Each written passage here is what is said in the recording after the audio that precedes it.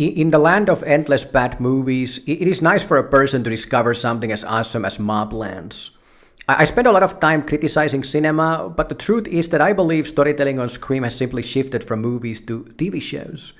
If you look at the past 10 years, cinema has been going through a slow death, but one thing has remained constant, which is the fact that every year they still manage to amaze us with new TV shows that hit that spot in your brains which appreciates a good story. Ronan Bennett might just be the next big thing when it comes to screenwriting and directing. At the very least when it comes to TV shows. People tend to only know famous movie directors, but the fact is that there are geniuses out there who keep on making the best shit ever. After getting hooked on Top Boy back in the day and then watching The Day of the Jackal last year, I didn't even know that these two shows had been created by the same guy. One cannot say that both of these series wouldn't be awesome.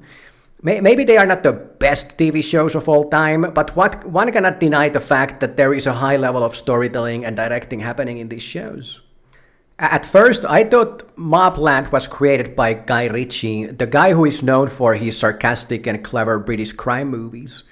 But as it turns out, the show was only directed by him and he directed only a few episodes.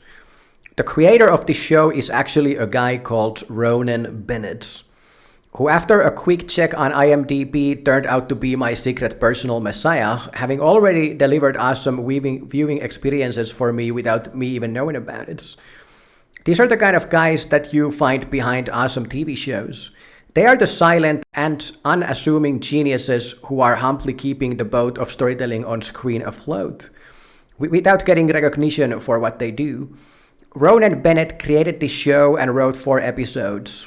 Now, okay, there is another writer to these episodes called Jez Butterworth, who has also written some awesome stuff before, but has also had a few misses as well. MobLand is a brilliant crime drama telling the story of a gangster family. The premise is quite basic. There is a crime family led by none other than Pierce Brosnan, having as his right-hand man an enforcer and a fixer of inconvenient problems that is played by Tom Hardy. It tells the story of the daily struggle of dealing with all the nonsense that threatens the family, competing with the rivaling crime families, and being willing to do nasty things to make it all work. This show could have been boring and generic, and if you watch the first episode, you might think so. I doubted my decision in watching this show further after the pilot, for I felt it dragged and much didn't happen. However, believe me when I say, if you continue watching this show further, it gets more interesting and intense, and you will not regret your decision to keep going. By the end of the 3rd episode, you will be hooked. All the characters are interesting, and there are many. All the drama between the characters is heavy. The storytelling is just plain solid, and as much as you will like observing criminals do criminal shits, the added British gangster humor produces a nuance to the mixture rarely seen on screen. Pierce Brosnan plays the gangster boss and Helen Mirren plays her wife, who is one of the most interesting characters in the show. Being the secret mastermind, pulling the strings, manipulating everyone for the purposes of crime, and being kind of like the mother figure to all the gangsters. As she says to Brosnan at some point in the show, "You are an Irish gangster first, English gentleman second," which is one of the most brilliant quotes in TV history, which also perfectly captures the show. Pierce acts like a sophisticated English nobleman, and there is no one else better to fit this role, while being willing to brutally murder people. This dynamic between Pierce and his wife, Helen Mirren, who might just be one of the greatest actresses of all time and who nails her role as the gangster family mother, is one of the reasons that makes this show so awesome. Pierce and Helen talk about killing people like noble English couple would talk about their daily running affairs while sipping royal tea from a teacup made out of something luxurious. They also play their relationship like an old couple who has gotten so used to each other's quirks, they are not even angry about such things anymore, while still respecting each other for all they have gone through together. This relationship alone makes this show adorable, funny, but also intense and interesting. Imagine the most awesome old couple you have ever seen and then picture them mercilessly plotting for murder. This is MobLand. All the other characters are played by awesome actors.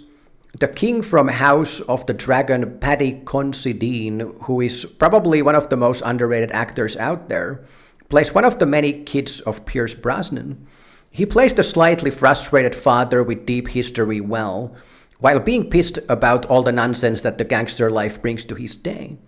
Joanne Froggatt, Lara Pulver, and Anson Boone do a good job as the wives and the son of the gangsters. There are many great actors and actresses in this show, and there is no performance that wouldn't be solid. But the true shining light after Pierce and Helen is Tom Hardy, who once again shows up and delivers the most believable and brutal performance you would expect. He plays the purely logical gangster enforcer guy, and the role fits him perfectly.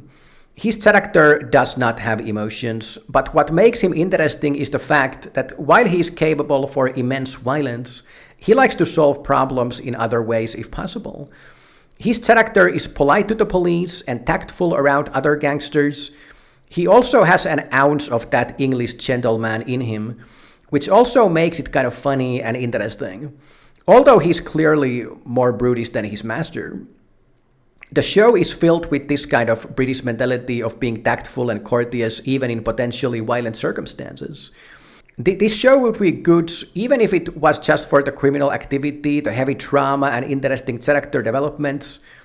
But this British gentleman aspect raises this show to another level and makes it unique among the endless crime dramas we have on TV. It is so much more interesting to see Tom Hardy have a tactful conversation with two thugs rather than having him fight them at any given chance. It is so much more awesome to see the gangster boss debate with her wife like an old couple rather than have him be some purely masculine authority figure with no sense of self-irony. And that might just be the word to describe this show.